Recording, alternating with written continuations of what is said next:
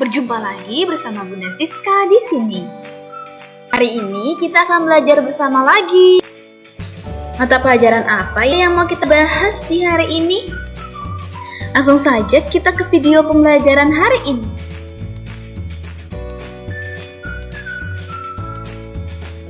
Halo anak-anak Bunda yang luar biasa, Namo Buddhaya. Berjumpa lagi dengan Bunda Siska di mata pelajaran tematik. Hari ini kita akan membahas tema 2 subtema 2 tentang manfaat energi. Pada tema 2 subtema 2, yang pertama kita akan membahas tentang teks petunjuk. Yang kedua, tentang perubahan energi dan manfaatnya. Yang ketiga, tentang sumber daya alam dan daerah asalnya. Dan yang terakhir adalah pelaksanaan hak dan kewajiban. Langsung saja kita masuk ke teks petunjuk. Ada yang tahu pengertian tentang teks petunjuk? Oke, jika belum tahu, mari kita belajar bersama-sama. Teks petunjuk adalah teks yang menjelaskan keterangan tentang penggunaan suatu benda dengan tepat.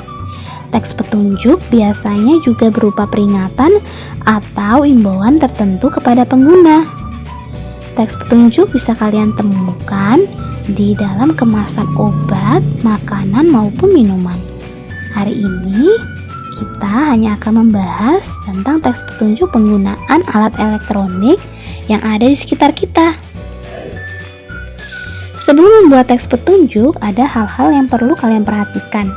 Yang pertama adalah cara atau petunjuk disajikan secara berurutan. Yang kedua, bahasa yang digunakan jelas dan mudah dipahami.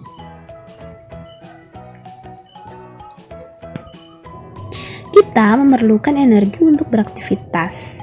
Energi sebaiknya dimanfaatkan secara bijak, termasuk energi listrik. Sudahkah kamu menghemat energi listrik? Salah satu cara menghemat energi adalah menggunakan peralatan listrik sesuai keperluan. Misalnya menggunakan kipas angin saat udara panas. Tahukah kamu cara menyalakan kipas angin? Jika belum, perhatikan teks petunjuk penggunaan kipas angin berikut ini. Yang pertama, colokkan steker kipas angin pada stop kontak. Yang kedua, tekanlah salah satu tombol angka pada kipas angin. Nomor pada tombol menunjukkan kencang atau pelannya putaran baling-baling dan angin yang dihasilkan. Sebaiknya tekan tombol yang menghasilkan putaran pelan terlebih dahulu. Yang ketiga, tekan tombol pemutar pada bagian belakang kepala kipas angin agar angin menyebar ke seluruh ruangan. Yang keempat, jangan biarkan kipas angin menyala tanpa ada penggunanya, karena listrik akan terbuang sia-sia. Yang kelima, segera matikan kipas angin jika suhu udara sudah turun dengan menekan tombol off atau angka 0 pada kipas angin. Yang keenam, lepaskan steker dari stop kontak. Itu tadi adalah teks petunjuk penggunaan kipas angin.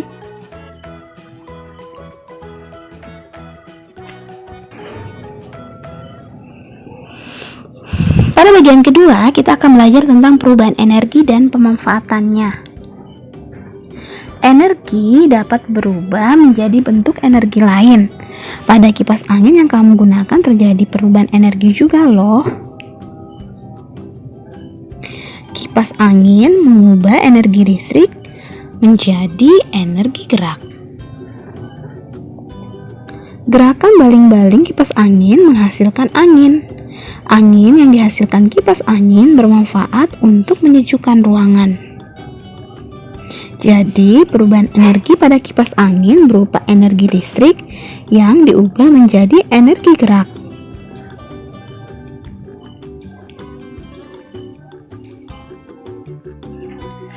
Dalam melakukan kegiatan sehari-hari, kamu tentu memerlukan energi, baik kegiatan yang menggunakan alat maupun kegiatan yang tidak menggunakan alat.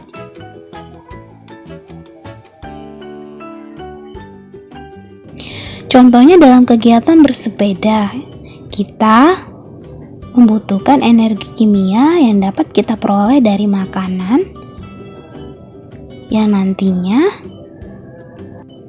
akan menghasilkan energi gerak untuk kita dapat melakukan aktivitas seperti bersepeda, berjalan, berlari, berpikir, dan juga bekerja.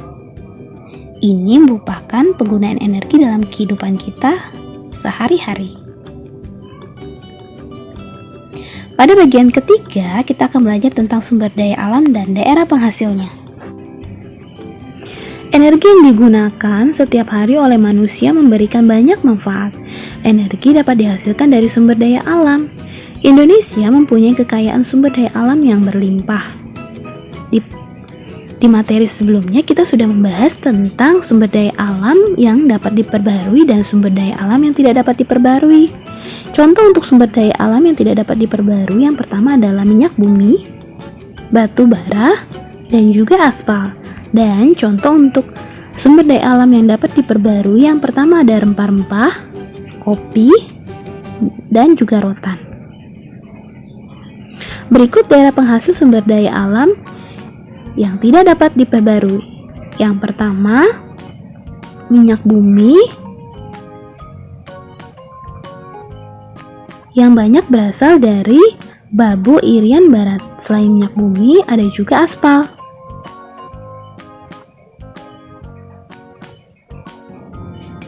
Kalau minyak bumi biasa digunakan untuk bahan bakar kendaraan, sedangkan aspal ini digunakan untuk salah satu bahan pembuatan jalan. Aspal banyak terdapat pada Pulau Buton, Sulawesi Selatan. Yang ketiga ada timah. Ini banyak ditemui di Manggar, Bangka Belitung.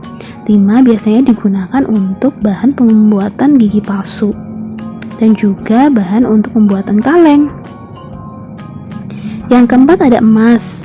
Sudah tahu ya, kegunaan emas pastinya adalah untuk perhiasan dan mempercantik penggunanya. Ini banyak ditemukan di Gasberg, Papua. Yang kelima adalah batu bara. Batu bara biasanya digunakan untuk pembangkit listrik dan juga bahan bakar kereta api. Batu bara banyak ditemui di Berau, Kalimantan Timur. Selain daerah penghasil sumber daya yang tidak dapat diperbarui, ada juga daerah penghasil sumber daya alam yang dapat diperbarui. Yang pertama ada rempah-rempah yang banyak dihasilkan dari Jambi dan Maluku. Rempah-rempah ini biasanya digunakan sebagai bumbu dapur yang memiliki ciri khasnya tertentu. Yang termasuk rempah-rempah adalah seperti kunyit, jahe, kayu manis, merica, ketumbar, dan masih banyak yang lain lagi. Terus yang kedua ada kopi. Kopi ini biasa digunakan sebagai minuman dan juga biasanya juga sebagai bahan kecantikan. Kopi banyak dihasilkan di Jawa dan Sumatera. Yang ketiga ada teh. Teh ini juga sama, biasanya kita gunakan untuk minuman maupun untuk obat ataupun bahan kecantikan. Yang keempat ada rotan yang banyak kita temui di Aceh dan Sumatera. Rotan biasanya digunakan untuk bahan kerajinan seperti meja, lemari, kursi, dan yang lain. Yang terakhir ada rumput laut yang banyak ditemui di Sulawesi dan Nusa Tenggara. Rumput laut biasanya digunakan sebagai bahan untuk membuat agar-agar atau juga bisa dijadikan bahan untuk kecantikan.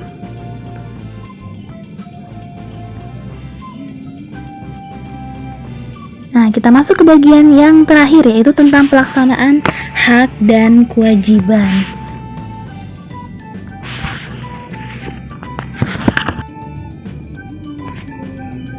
Air terjun, laut, sungai, danau, merupakan contoh sumber air yang ada di bumi. Bumi dikenal sebagai planet biru karena wilayah bumi sebagian besar ditutupi oleh air. Air adalah sumber daya alam yang diperlukan oleh semua makhluk hidup. Air berperan besar bagi kelangsungan hidup di bumi.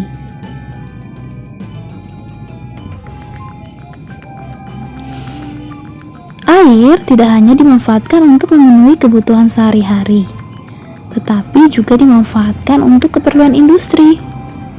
Jumlah penduduk yang semakin meningkat menyebabkan tingginya penggunaan air untuk kepentingan industri. Hal tersebut dapat mengakibatkan jumlah air bersih menjadi terbatas. Air menjadi tercemar oleh limbah industri dan tidak dapat digunakan untuk memenuhi kebutuhan sehari-hari. Adapun cara yang dapat kita lakukan untuk menjaga ketersediaan air tersebut, yaitu dengan melaksanakan kewajiban kita sebagai pengguna air bersih. Yang pertama adalah menghemat energi, yaitu dengan menggunakan air seperlunya. Yang kedua, tidak melakukan pencemaran terhadap ketersediaan air, yaitu dengan cara tidak membuang sampah sembarangan pada sumber air seperti sungai. Yang ketiga, menjaga dan melestarikan alam untuk menjaga ketersediaan sumber air. Yang keempat, mematikan keran air saat tidak dipakai atau tidak digunakan. Dan yang terakhir adalah melakukan reboisasi atau penanaman hutan kembali untuk menjaga ketersediaan sumber air. Setelah kita menjalankan kewajiban tersebut, maka ada hak yang dapat kita terima. Yang pertama, kita mendapatkan air bersih untuk memenuhi kebutuhan sehari-hari, seperti untuk mandi, mencuci, atau untuk menyiram tanaman atau mengairi sawah. Yang kedua, mendapat kebebasan dalam menggunakan air. Kita dapat menggunakan air siang, malam, pagi. Tetapi ingat, dengan penuh tanggung jawab ya dalam menggunakan air. Yang ketiga, terhindar dari limbah-limbah maupun zat kimia lain yang dapat mencemari kebersihan serta kesehatan air. Ketika kita tidak membuang sampah sembarangan atau membuang limbah ke sungai, maka kita akan terhindar dari limbah-limbah yang berbahaya. Yang keempat, memperoleh keadilan dalam pemanfaatan sumber air. Itu tadi merupakan kewajiban dan hak yang kita dapatkan ketika kita menjalankan tugas kita, yaitu menjaga ketersediaan air. Selain menjalankan kewajiban, kita juga dapat mengajak orang lain untuk berpartisipasi dalam menjaga ketersediaan air tersebut, yaitu dengan menggunakan poster menghemat energi. Poster ini juga merupakan teks petunjuk. Poster merupakan karya seni yang berisi gambar atau kalimat ajakan di atas kertas berukuran besar yang digantung atau ditempelkan di khalayak umum.